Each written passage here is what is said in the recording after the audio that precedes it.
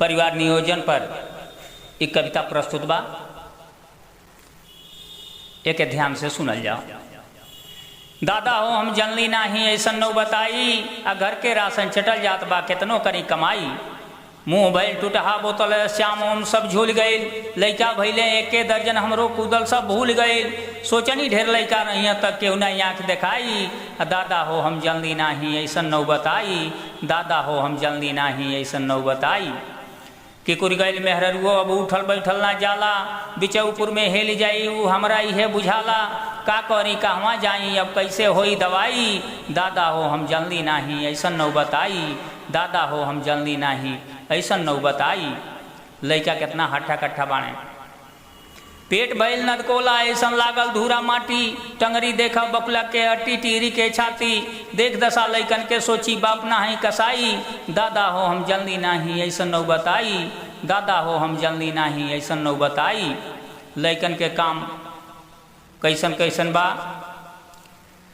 एक दिन मुलरा गैल मदरसा चोरी चोरी हमरी, सुखला के ऊ चोरा के रोटी खा गईल ऊ सगरी। मुंशी जी दुनकान पकड़ के कैले खूब पिटाई, दादा हो हम जनली नाही ऐसन नौ बताई, दादा हो हम जनली नाही ऐसन नौ बताई। टेढ़ुआ गैल बकरी चरावे कैले झगड़ा भारी, हई जदुआ के लैका पटक के सूथन दहल फारी।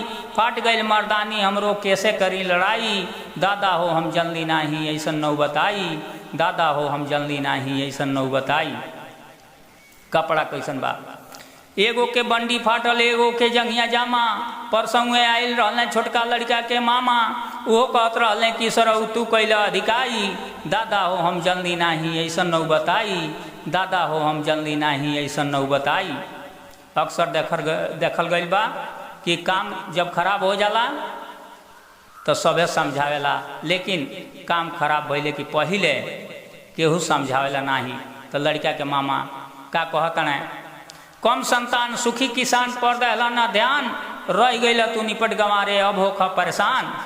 तो हम कहनी कि चुप रह, हाथ जोड़ के हम कहनी कि अब चुप रह, ये पहले ही न बतावल चाहत रहे। तो हम कहनी कि चुप रह हमरी मौगी के भाई, दादा हो हम जनली नाही ऐसन नौ बताई, दादा हो हम जनली नाही ऐसन नौ बताई। भैया हो, अगर ये कविता आपके पसंद आयल हुई तो एक लाइक सब्सक्राइब और शेयर जरूर करब। बहुत बहुत धन्यवाद।